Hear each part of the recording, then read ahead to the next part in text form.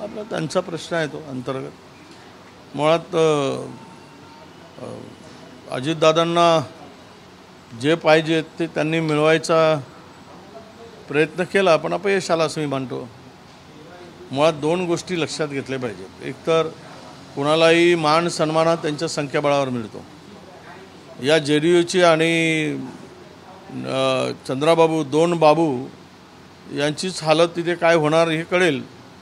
पण आजच्या स्थितीमध्ये अजित पवार की स्थिती आणि त्यांचा सन्मान करण्यासारखं अजित पवारांच्याकडे राहिलं काय? त्यामुळे जो मिला वो खाओ अशी परिस्थिती आली आहे।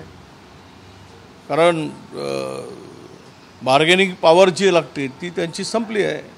त्यामुळे मला वाटतं की त्यांना राज्यमंत्री मिळालं तरी भरपूर आहे, ते खुशीनं घेतले तर ठीक, नाहीतर तेही मिळणार नाही अशी अवस्था सध्या अजित पवारांची आहे, गटांची आहे।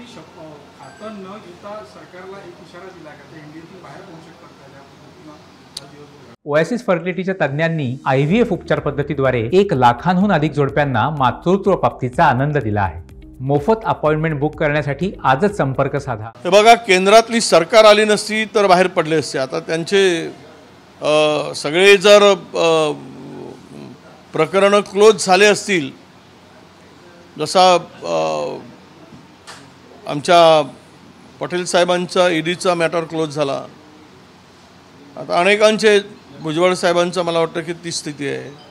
सत्तेमध्ये जाऊन आपला प्रकरण फाईल करून परत येत असतील तर हे एक नवीन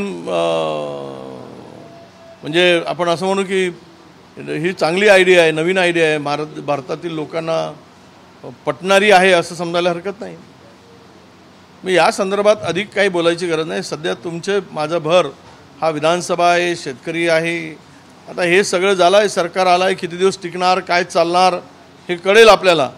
JDU सारख्याला एक कॅबिनेट आणि एक राज्यमंत्री दिलं, त्यांची अवस्था किती फार त्यांचं बार्गेनिंग होतं, संपलं आहे सगळं। पुढच्या 6 महिन्यामध्ये यांना बोलायला जागा पण राहणार नाही। हे जवळ घेतात आणि पक्षाला संपवतात। हे आता अजितदादांना उशिरा कळलं असेल कदाचित, तर इतरांना कळलं आहे। आमच्या उद्धव साहेबांना समजलं, त्यावेळेस त्यांनी तो त्यांच्यापासून दुरावा निर्माण केला। ठीक आहे, पक्ष फुटला, माणसं गेलीत, पण त्यांनी नव्यानं पक्ष उभा केला आहे स्वतःच्या ताकदीच्या भरोशावर। पण हे लोक, भारतीय जनता पक्ष म्हणजे बेईमानांचा पक्ष आहे। यांना माणसं घ्यायचे, फोडायचे, वापरायचे, उपयुक्त आहे तोपर्यंत उपयोगात आणायचा, नाहीतर फेकून द्यायचा, हा शिरस्ताच झालेला आहे। शिंदेंनाही राज्यमंत्रीपद दिलं, स्वतंत्र प्रभार, त्यांना पूर्वी कॅबिनेट मंत्रिपदावर बोलणी झाली होती।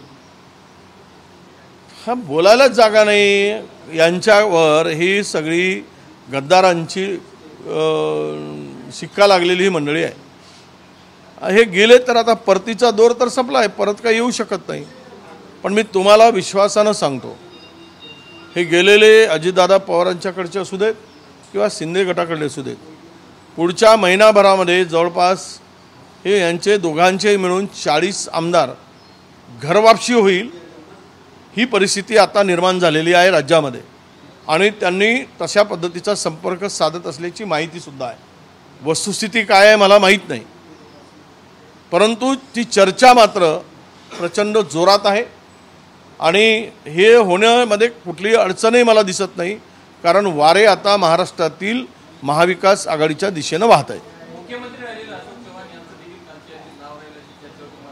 ते त्यांना विचारा, मला विचारून काय उपयोग आहे? मी काय त्यांचा आता श्रेय सहाय्यक वगैरे काही आहे काय, किंवा रोजची माहिती ठेवायला? तो माझा विषय नाही। त्यांना काय द्यायचा नाही घ्यायचा, मी सांगितलं ना, हे भारतीय जनता पक्ष म्हणजे वापरा आणि फेका, यूज अँड थ्रो, हा त्यांचा अनेकांना अनुभव आहे। तो अनुभव आता आमच्या अशोकरावांजींना येतो आहे। धन्यवाद। असे विचारा तुम्ही, काय ते ह्या काय म्हणला, तो काय म्हणला, यावर काय? मी या नीटच्या एक्झाम रद्द करायची मागणी सरकारकडे केलेली आहे। हरियाणाच्या केंद्रावर ज्या पद्धतीनं काळाबाजार झाला, खुद्द राज्यातले मंत्री हसन मुश्रीफ म्हणतात की नीट परीक्षा या होऊच नाही, कारण त्या बोगस घेतले जातात. या सगळ्यांचं सिलेक्शन मेरिटवर व्हावं. खरं म्हणजे इथे प्रचंड नुकसान महाराष्ट्रातील मुलांचं झालेलं आहे, महाराष्ट्राच्या पोरांचं नुकसान झालेलं आहे.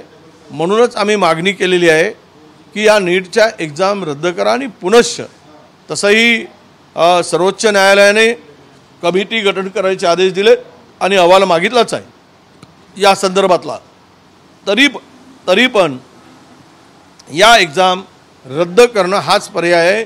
नाहीतर यामध्ये झालेला भोंगळ कारभार आणि ज्या हुशार विद्यार्थी आहेत त्यांच्यावर झालेला अन्याय, विशेष करून महाराष्ट्रावर झालेला अन्याय दूर करता येणार नाही. 75,000 पदभरतीची जी घोषणा झाली होती ती रखडली होती, त्याच्याबाबत मागणी करतात ते करूच शकत नाही. राज्य डबघाईचं आणलं आहे, टेंडरबाज आणि टक्केवारीचं सरकार आहे. त्यामुळे तुम्हाला त्यामध्ये फार काही दिसणार नाही. यांना तिजोरी खाली झाली आहे, कर्जाचा बोजा वाढला आहे आणि टेंडर 400 रुपयाचा टेंडर असेल तर थांबवून 6 महिने थांबवतात आणि 1200 कोटीचा करतात. असे अनेक उदाहरणं आहेत. त्यामुळे पदभरतीचा मागणी त्यांची आहे. मला वाटतं की मुख्यमंत्र्यांनी घोषणाही केली, परंतु हे निवडणुकीच्या तोंडावर तरुणांना मूर्ख बनवण्याचा 19 मध्ये केलेला जो धंदा होता तोच पुन्हा करतायत. शपथविधीच्या आधी जम्मू काश्मीरमध्ये जे आहे ते जवळपास 10 लोक झाला, तर कुठेतरी इशारा दिलेला का असं? हे बघा, मोदी सरकार आल्यापासून 10 वर्षामध्ये मी घोटाळ्यांची यादीच वाचून दाखवली, आपल्या अतिरेक्यांच्या कारवाईची यादी दाखवून दाखवली. कुठे बॉम्बस्फोट झाला आहे, कुठे दंगली झाल्यात, कुठे अतिरेक्यांनी केलं आहे. काय झालं? 370ची कलम हटवून किती काश्मीर पंडित जाऊन स्थिर झालेत, काय उपयोग झाला? ठीक आहे, त्यांना वाटत असेल 70नी आपले भारतातले लोक जाऊन घर बांधणार होते, झाले काय? 370चा फायदा नक्की कोणाला झाला? आज जर झाला असेल तर मग अतिरेकी का आलेत? घुसखोरी का थांबली नाही? एवढं काल जर 10 लोकांचा जीव जातो, बसवर गोळीबार होतेची माहिती आहे, याचाच अर्थ जम्मू काश्मीरमधले आलबेल नाही, अजूनही ती स्थिती आहे. मोदी फार काही करू शकले नाही.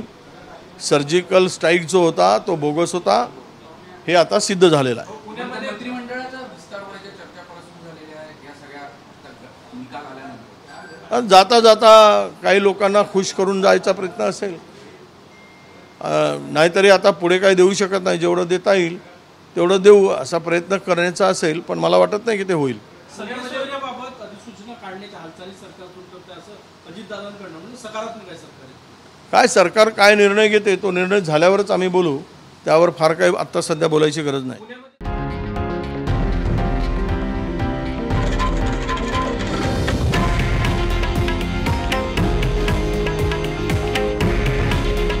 हे आहे देशातील नंबर 1 न्यूज नेटवर्क आणि आपण पाहत आहात TV9 मराठी.